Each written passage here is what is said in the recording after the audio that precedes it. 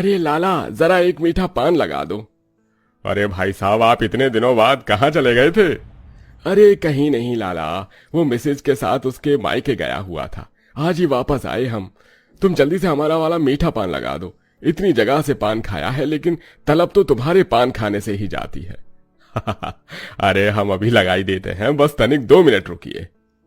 कितने मुरझा गए हैं मेरे आंगन के सभी पौधे। सोचा था बहू आएगी तो रोज आंगन के पौधों को पानी देगी, लेकिन मुझे तो रोज इसके मुंह पर पानी डालकर उसे उठाना पड़ता है। अरे तुमने उस शांति की बेटी के बारे में सुना? उसका पिछली वाली गली के विक्की के साथ चक्कर चल रहा है। सुनने में आया वो बहुत बड़ा गुंडा है।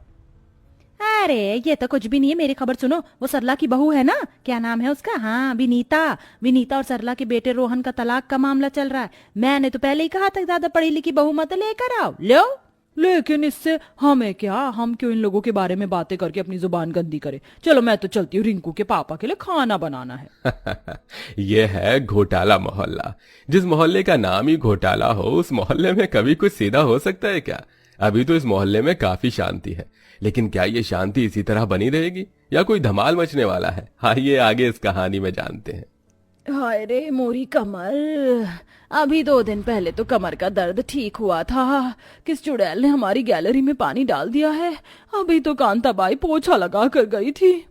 बेचारी सुषमा दर्द भरी कमर पकड़कर उठती है और आसपास देखती है कि उसकी गैलरी में कहां से पानी आया। तभी सुषमा की नजर उसके पड़ोस में रह रही पूनम की पानी की टंकी पर जाती है। टंकी भर जाने का कारण भी सारा पानी अब सुषमा की गैलरी पर आने लगा था।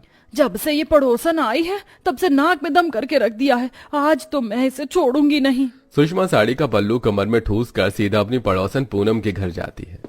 अरे सुषमा बहन, तुम इस वक्त? तुम्हारे घर में क्या कोई पैसों का पेड़ है? तो हमें भी जरा उसमें से पैसे तोड़कर दे दो।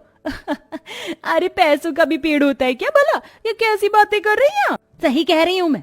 तभी तो सुबह मोटर चला देती हो तो शाम तक मोटर बंद करने का नाम नहीं लेती। तुम्हारी टंकी का पानी भर भर कर हमारी गैलरी में आने लगता है। इतनी मुश्किल से मेरी कमर का दर्द ठीक हुआ था, लेकिन तुम्हारी वजह से मैं गिर गई और दोबारा से मेरी कमर में दर्द शुरू हो गया। जब से यहाँ पर आई हो तब से जीना हराम करके रख दिया है तुमने मेरा। जितना आपसे प्यार से बात कर रही हूँ आप उतना ही मुझ पर चढ़ रही हैं। मेरी टंकी का पानी है जहां भी जाए, इससे आपको क्या? अरे मेरी बला से नरक में जाए, लेकिन मेरी गैलरी में क्यों आ रहा है? अभी तुम्हारी मकान मालिक से बात करके तुमसे घर खाली करवाती हूँ। बड़ी आई हमसे घर खाली करवाने वाली। मैं अभी देखती हूँ कि कौन हमसे घर खाली करवाता है। जा, जो करना है कर ले। अरे भाई साहब, ये औरतों का कोई और काम नहीं होता है। जब देखो खिच पिच खिच पिच खिच पिच। अरे भैया, औरतें हैं, औरतें छोटी सी बात को लंबी करना कोई इनसे सीख लो। है, चलो चलकर हम चाय पीते हैं। आपने वो कहावत तो सुनी होगी, जिस घर में 4 बर्तन होते हैं वो बजते जरूर हैं। ऐसा ही हाल इस मोहल्ले का भी था। आए दिन किसी न किसी के घर या पड़ोस में छोटी मोटी चीजों को लेकर बहस तो चलती रहती थी।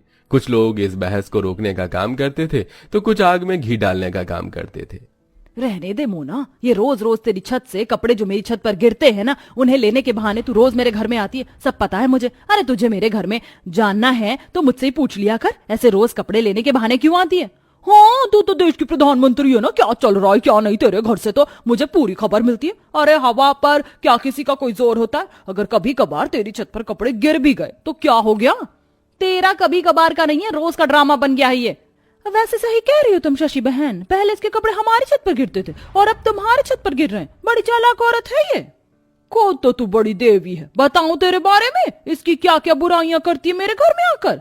अब वो लगता है मैं चूल्हे पर दूध रख कर भूल गई। मैं अभी आती हूँ। आग लगाने आई थी शर्मिला अपना नाम आते ही दुम दबाकर वहां से भाग जाती है। अरे एक सोने की चेन ही तो मांगी है, कौन सा हार मांग लिया जो तुम दिला नहीं सकते? उस कोमल के पति को देखा है, हर महीने उसका पति उसे सोने की चांदी की कोई न कोई चीज बनवा कर देता है। अरे कोमल का पति सरकारी नौकर है, वो सोना तो क्या हीरा भी लाकर दे सकता है। लेकिन मैं तो एक छोटी सी दुकान में काम करता हूँ। मेरी माँ सच कहती थी कि इस गरीब से शादी मत कर, लेकिन मेरी आंखों पर प्यार की पट्टी बंधी हुई थी। हाय मेरी किस्मत, किस आदमी के पल्ले बन गई मैं। औरत इस मोहल्ले में तो मर्द भी एक दूसरे से परेशान रहते थे। ऐसे ही एक दिन अरे हाँ, मैं भी गई थी इस दुकान पर, बड़ी गजब की साड़ियाँ मिलती है। इस साल दिवाली पर मैं भी वहीं से साड़ी लेकर आऊंगी। विमला अपनी पड़ोस की सहेलियों के साथ मोहल्ले में खड़ी होकर बात कर रही होती है कि तभी मोहल्ले में रहने वाली सुषमा गुस्से से विमला के पास आती है। मेरे चेहरे पर क्या कोई चुटकुला लिखा है जो तू इतनी देर से मुझे देख देख कर हंस रही है? वैसे चुटकुले की कोई जरूरत नहीं है, तेरा चेहरा देखकर तो वैसे ही हंसी निकल आती है। तेरी इतनी हिम्मत कि तू मुझे देखकर हंस रही है?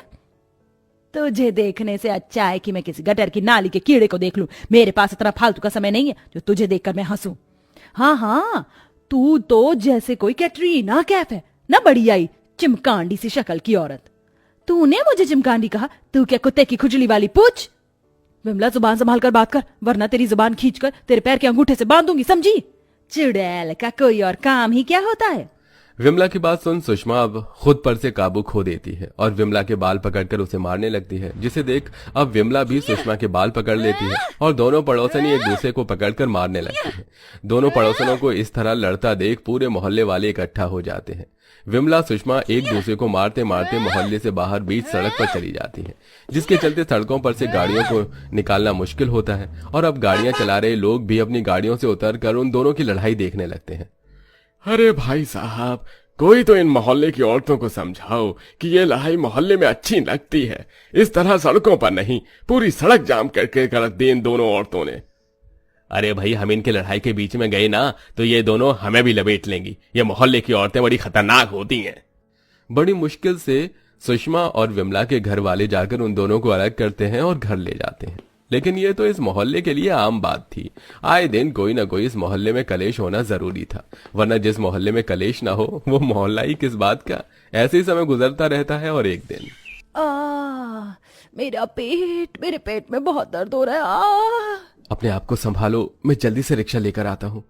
अपनी पत्नी के पेट में दर्द होता देख राकेश जल्दी से बाहर जाकर रिक्शे वालों को ढूंढता है, लेकिन हड़ताल होने की वजह से कोई भी रिक्शा वाले चलने को तैयार नहीं होते। अरे क्या हुआ भाई साहब? राकेश भाई साहब बड़े परेशान लग रहे हो, सब ठीक तो है ना? अरे पूनम के पेट में बहुत तेज दर्द हो रहा है, उसे जल्द से जल्द अस्पताल ले जाना होगा। कोई भी रिक्शा वाला चलने को राजी नहीं है। अरे आप घबराइए मत, भाभी को नीचे लेकर आइए, मैं जल्दी से अपनी गाड़ी निकालता हूँ। ओम जैसे ये बात अपनी पत्नी शशि को बताता है तो शशि भी भागती हुई पूनम के पास जाती है।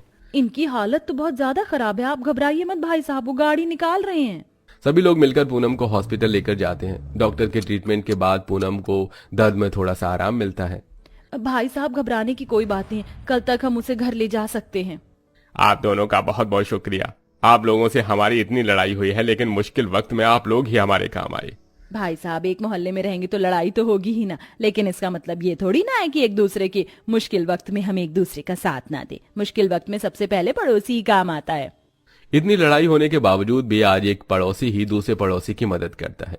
यही तो मोहल्ले का प्यार होता है। लड़ाइयां भले ही चाहे जितनी भी हो, लेकिन प्यार उससे कभी कम नहीं होता। हाय रे मेरी कमर, पूरी की पूरी नई साड़ी भीग गई मेरी तो। आज तो ये पड़ोसन गई मेरे हाथों से। दिन में चांद निकल सकता है, सूरज पूरब की बजाय पश्चिम से उग सकता है, लेकिन मोहल्ले की लड़ाई कभी खत्म नहीं हो सकती। दोस्तों, क्या आपके मोहल्ले में भी लड़ाई झगड़ा रोज होता है? अगर हाँ तो इसमें आप क्या करते हैं? लड़ाई छुड़वाते हैं या फिर हमारी तरह दूर से ही लड़ाई का मजा लेते हैं?